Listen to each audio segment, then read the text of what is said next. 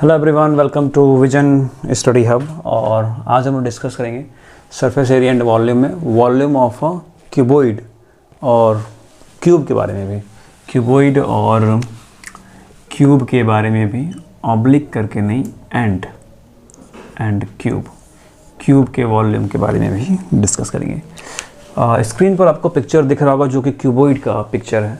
और बात करें वॉल्यूम की, तो वॉल्यूम क्या होता है? वॉल्यूम अगर कोई सॉलिड फिगर है तो उसमें कितना स्पेस है और उसी स्पेस को हम वॉल्यूम कहते हैं। उस स्पेस को ही मेज़र किया जाता है तो उस सॉलिड फिगर का मास पता चलता है, और ग्रेविटी के अकॉर्डिंग फाइंड करने जाएंगे तो वेट पता चलता है, क्योंकि मास इंटू ग्रेविटी करते हैं तो हमें वेट मिलता है।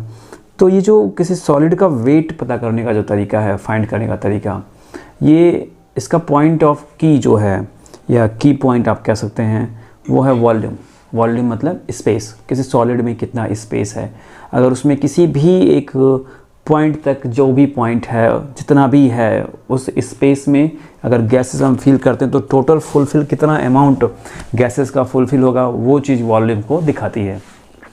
तो आप कॉमनली ये कह सकते हैं कि जो जितना स्पेस है किसी सॉलिड फिगर में, उसी को वॉल्यूम कहा जाएगा। तो जो पिक्चर आपको स्क्रीन पर दिख रहा है वो क्यूबॉइड है, और वो क्यूबॉइड बनता किसके बेसिस पे है? वो रेक्टेंगल के बेसिस पर बनता है। तो अभी हम बात करेंगे वॉल्यूम ऑफ क्यूबॉइड के बारे में।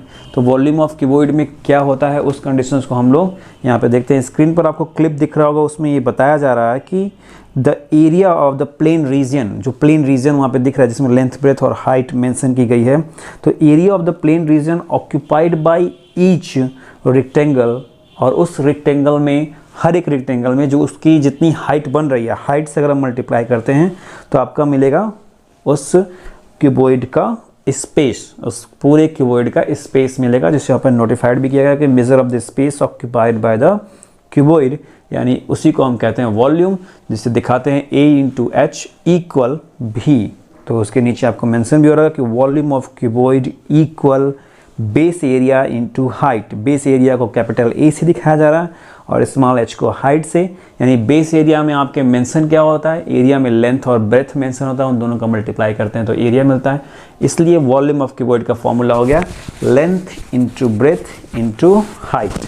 तो L into B into H, L length को रिप्रेजेंट करता है, B ब्रेथ को, और H हाइट को रिप्रेजेंट करता है। यहाँ पे ये वैल्यूज़ क्वेश्चन में दी गई होंगी, इन वैल्यूज़ को इस फॉर्मूले में पुट करना है, आपको वॉल्यूम मिल जाना है।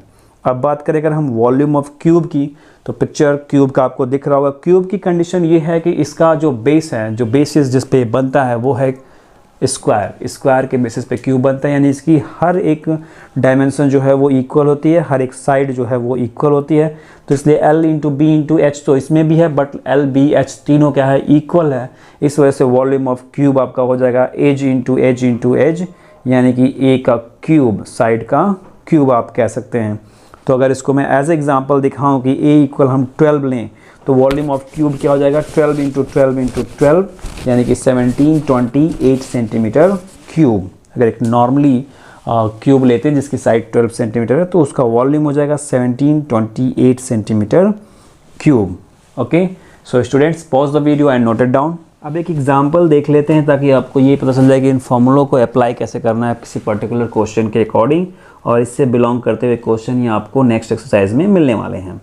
तो पिक्चर आपके स्क्रीन पर दिख रहा होगा, और क्वेश्चन ये है कि a child playing with building blocks, child जो है बिल्डिंग ब्लॉक्स के साथ खेल रहा है, which are of the shape of cubes, जो किसके शेप में है, क्यूब्स के शेप में है, और कह रहा है कि has built a structure as a shown in the figure, जो फिगर में दिखाया जा रहा है। If the edge of each cube is 3 centimetre, यदि हर एक क्यूब की एज जो है वो 3 सेंटीमीटर है, तो find the volume of the structure.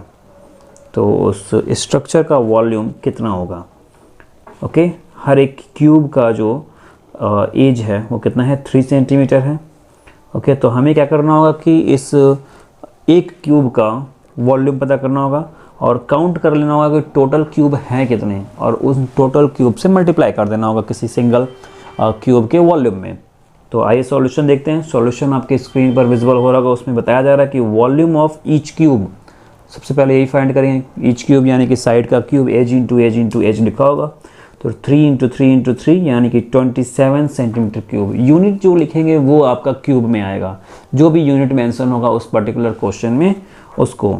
और फिर इस क्यूबिक ब्लॉक्स को काउंट कर लिया कि क्यूबिक ब्लॉक्स हैं कितने, तो टोटल कितने 15 number of cubes in the structure. और अब इसी 15 से 27 में मल्टीप्लाई कर दिया जाएगा। Therefore volume of the structure equal 27 × 15 centimetre cube. Common thinking है कि जितने क्यूब्स हैं उसको किसी एक पर्टिकुलर क्यूब के वॉल्यूम से मल्टीप्लाई कर देना है, क्या होगा बेहतर होगा, जिसकी वजह से आपको स्ट्रक्चर का वॉल्यूम फाइंड हो जाए।